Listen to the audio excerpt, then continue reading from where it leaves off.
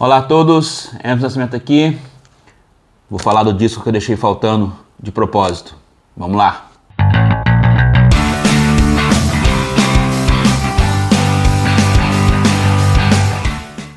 Bom, eu fiz uma lista dividida em dois vídeos aí falando das grandes estreias, das estreias grandiosas, e eu esqueci propositalmente de um disco que eu vou falar dele hoje. Você deve ter visto aí pela Jump, né? Até deixei esse easter egg aqui no vídeo anterior, mas não sei se o pessoal viu e tal. Eu sei que algumas pessoas já viram e me falaram. E hoje eu vou falar desse carinha aqui, o disco de estreia do Iron Maiden. Bom, e esse vídeo aqui vai entrar naquela série que eu tenho falado sobre os aniversariantes do mês, né? O primeiro vídeo que eu fiz foi do mês passado falando sobre o Dressed to Kill do Kiss, que na ocasião estava fazendo 50 anos. E hoje eu vou fazer um vídeo falando sobre os 45 anos da estreia do Iron Maiden. Eu vou procurar falar para quem já conhece a banda, para quem conhece mais superficialmente, até mesmo quem está chegando agora nesse mundo aí. Uma pessoa que me perguntou sobre esse disco, e eu dei spoiler falando que eu ia fazer esse vídeo, é o Paulo Castro. E esse vídeo vai para ele e também para a Amanda, a esposa dele, que é uma especialista no assunto. Aproveito e já peço desculpas aí se eu falar alguma besteira, vocês dois relevem. Bom, então vamos lá. Vou contar um pouco como que o Iron Maiden chegou até esse menino aqui. O álbum de estreia é lançado no dia 14 de abril de 1980. O Iron Maiden foi fundado aí no Natal de 1975 pelo baixista Steve Harris, né, que é o único cara que está na banda aí desde o começo, que participou de todas as formações. Teve várias formações até chegar a esse disco. Um outro membro muito importante da banda, que também está na banda até hoje, né, não participou das formações aí embrionárias, mas está na banda até hoje, que é o guitarrista Dave Murray, né, que entrou na banda em 76, saiu e depois retornou em 78.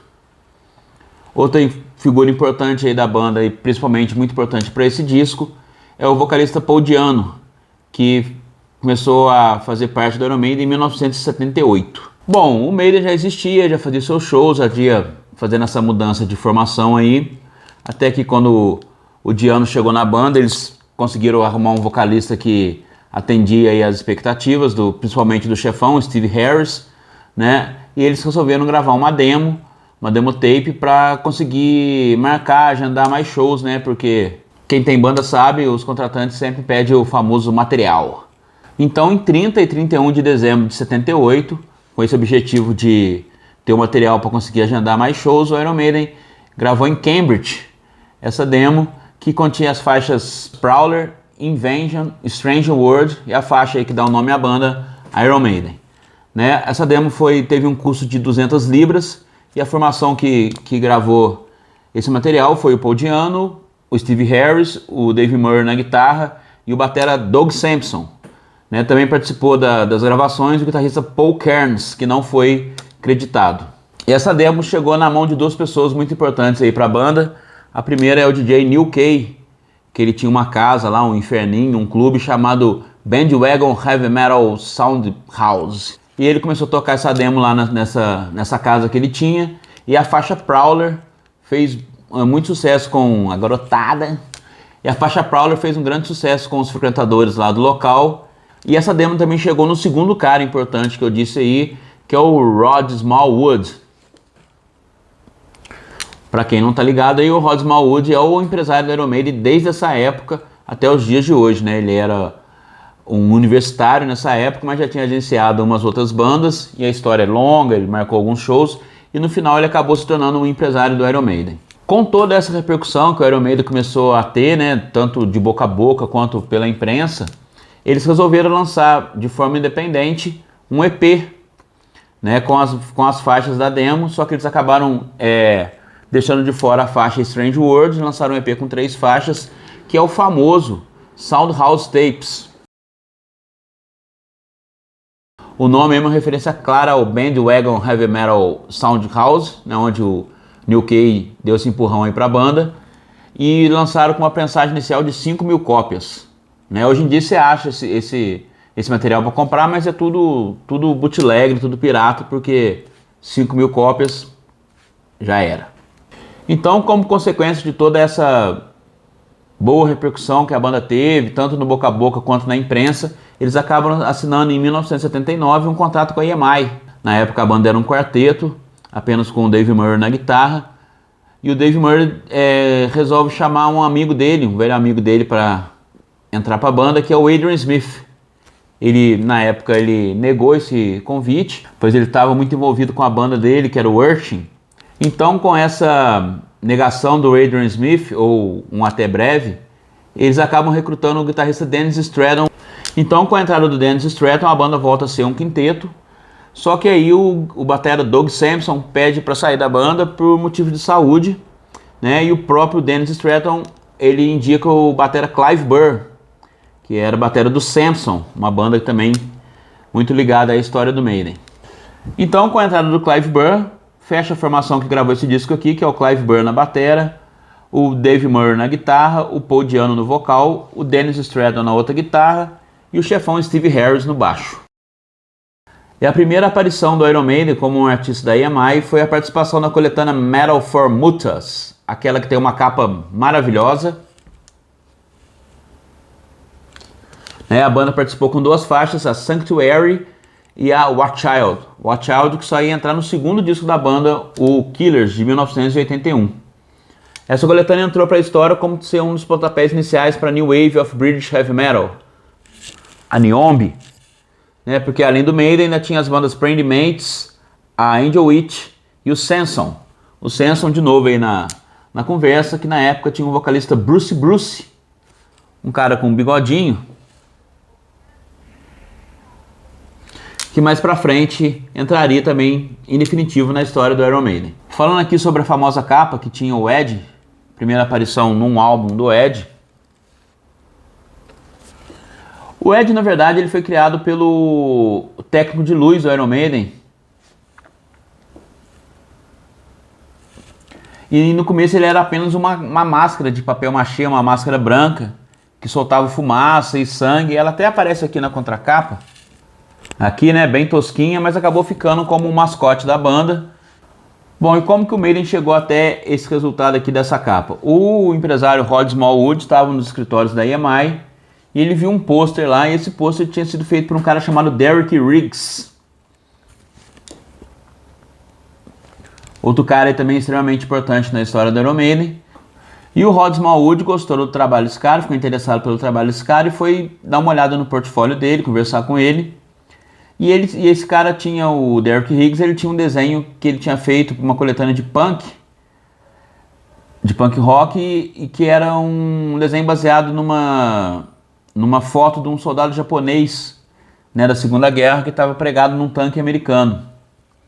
Só que o Rod pediu para fazer algumas mudanças, que aqui eu acho que dá para ver, vou tentar mostrar aqui, que aqui no meio ele tinha tipo um moicano, tá vendo? Era uma coisa bem punk mesmo. Só que o Rod pediu para ele adicionar mais cabelo, para ter uma cara um pouco mais heavy metal e fugir um pouco do punk, que era uma coisa até hoje que o Steve Harris nunca foi muito fã. Bom, antes de lançar esse álbum, o Maiden lançou o single da música Running Free, que aí sim é a primeira aparição do Ed, uma cara nas sombras assim, porque a capa do disco já tinha sido definida, e o Rod Smallwood decidiu não mostrar de cara o rosto do Ed e guardar a surpresa pro lançamento do álbum. Esse single de Running Free foi lançado no dia 2 de fevereiro de 1980. E no lado B tem a música Burning Ambition, que na verdade era uma faixa do Steve Harris da sua antiga banda, o Gypsy Kiss.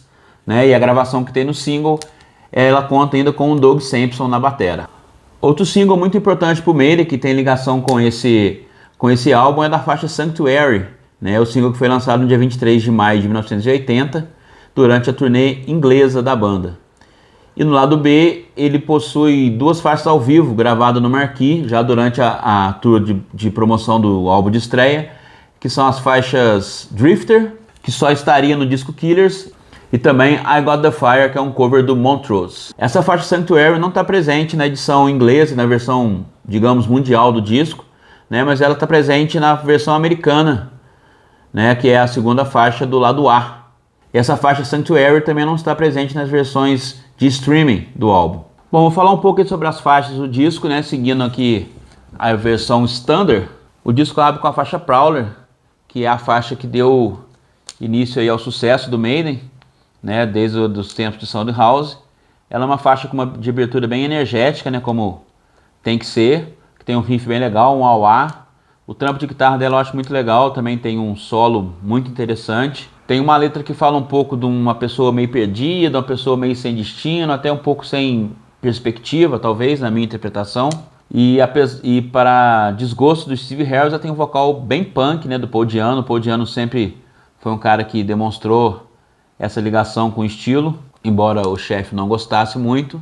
E outra curiosidade é que ela está presente nesse compacto aqui, que é o The Evil That Man Do, com o nome de Prowler 88. Bom, a segunda faixa é a balada Remember Tomorrow, que é uma parceria do Paul Di'Anno com o Steve Harris, né? Onde a letra o Paul Di'Anno homenageia o avô dele. E ela começa com um dedilhado de guitarra e de baixo, e tem umas mudanças, umas nuances, né? Outro destaque que eu dou para essa faixa é da interpretação vocal do Paul Di'Anno, né? Todo mundo sempre elogia a parte dele ser um vocalista mais energético, aquele vocal mais rasgado, mas aqui eu acho que ele consegue equilibrar bem uma interpretação um pouco mais sentimental, vamos dizer, com uma parte mais rasgada, né? O trampo de bateria do Clive Burr também merece um destaque. E outra curiosidade é que essa faixa foi aposentada pelo Iron Maiden no ano passado. Com a morte do Di'Anno, eles decidiram que essa faixa não será mais tocada pela banda, embora não fosse uma faixa que era presença constante nos repertórios, mas fica aí essa homenagem da banda pro vocalista. A terceira faixa do disco também é uma parceria do Paul Di'Anno com Steve Harris e é a Running Free, né, a música que foi o primeiro single do álbum. Uma característica interessante que eu acho dessa faixa é que ela é puxada pelo groove de baixo de bateria e a guitarra acaba ficando mais em segundo plano, né? Ela tem uma letra escrita pelo Paul Di'Anno, que segundo ele é autobiográfica, embora ele nunca tenha passado uma noite numa cadeia em Los Angeles. Outra curiosidade é que essa música chegou no número 34 nas paradas da Inglaterra, né? O que deu a eles o direito de participarem do grande programa Top of the Pops e fez com que o Maiden fosse a segunda banda, desde o The Who, a se negar a fazer o playback e tocar a música ao vivo. Outra coisa que chama atenção aí são os vocais do Dennis Stratton, né, no refrão, que ele sempre foi um cara que admitiu ter influências de Queen e de Eagles, e fica bem evidente aí nessa faixa. E fechando o lado A, a quarta faixa é Phantom of the Opera, uma faixa que é considerada por muitos fãs como a melhor faixa desse disco. É uma faixa onde Steve Harris deixa mais aparente a sua influência de rock progressivo e também é considerado por muitos aí o primeiro épico do Iron Maiden, né? O legal dela que eu destaco é a intro, com a guitarra as guitarras e o baixo fazendo um trabalho junto, e também a parte dos versos onde a bateria para e ele canta e dá uma dinâmica bem legal, e quando essa bateria volta, é outro destaque também, que o Clive Burr manda muito bem nessa faixa, e também os vocais, né, do coro, que eu acho muito, muito bacana. Virando o disco, a gente tem um lado B, que na minha opinião ele é um pouco mais experimental do que o lado A, tanto é que ele já abre com uma faixa instrumental, que é a Transylvania, ou Transylvania. Bom, e ela é uma instrumental muito bem feita, não é nada de virtuosismo e tal, mas ela tem uma construção muito boa. Acho a bateria também muito bem feita, a condução de ride excelente do Clive Burr. E também eu gosto muito dos riffs que terminam ela, né? Aquela parte que para tudo, fica só os riffs de guitarra. E ela já é colada na faixa 2, que é a Stranger World, né? Stranger World é uma faixa que causa um certo estranhamento mesmo, né? Ainda mais que ela vem de uma instrumental mais energética, ela dá uma caída também, ajuda aí a manter a minha teoria que o lado B é um pouco mais experimental que o lado A. Essa faixa tem uma intro de dedilhado, né, de guitarra e de baixo, e um excelente solo, e o vocal só entra com 1 minuto e 40 já de música. E eu acho um destaque dela também a versatilidade vocal do Paul Di'Anno, e outra curiosidade é que ela é uma balada que não tem refrão, né?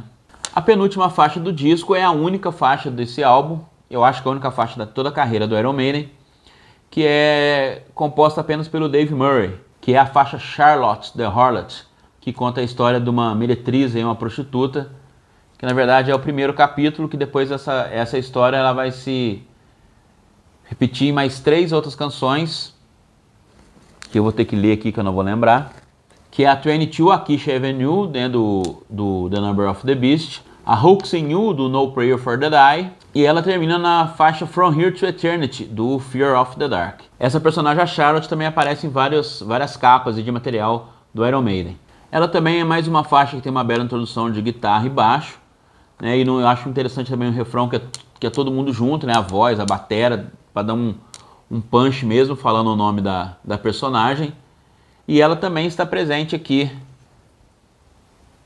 nesse single com o nome de Charlotte the Horror de 88, né, regravado aqui com a formação da época. Bom, e fechando o álbum a gente tem a faixa título, Iron Maiden, né, que começa com uma bateria bem marcante do Clive Burr, aquele paco, paco, paco, paco, paco, paco, né, que tem o seu nome retirado aí de um instrumento de tortura que consistia num sarcófago cheio de lâminas, né, com espadas.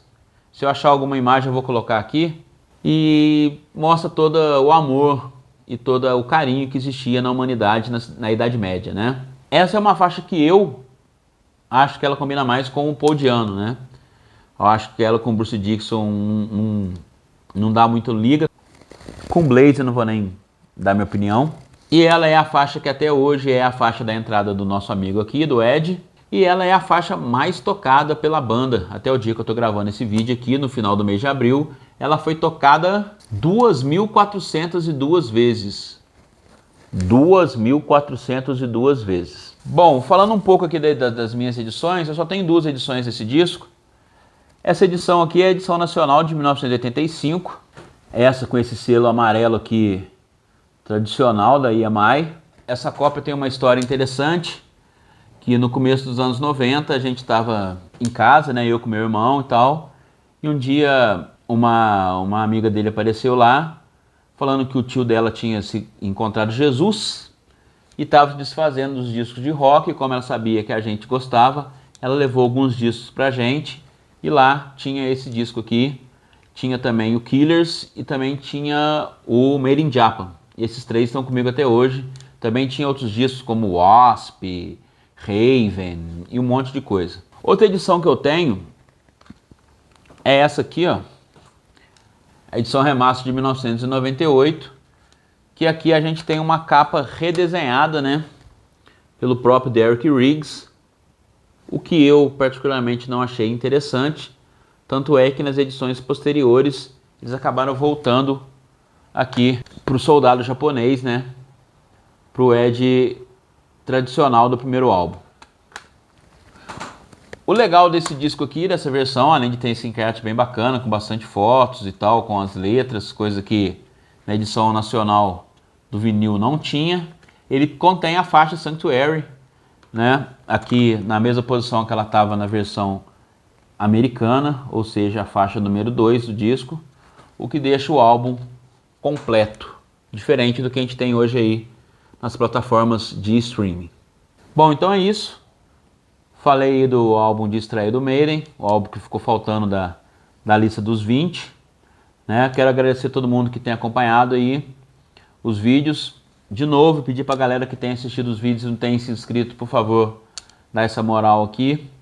Hoje, quem vai pedir o like para você vai ser essa duplinha aqui. Beleza? É isso aí. Muito obrigado e valeu!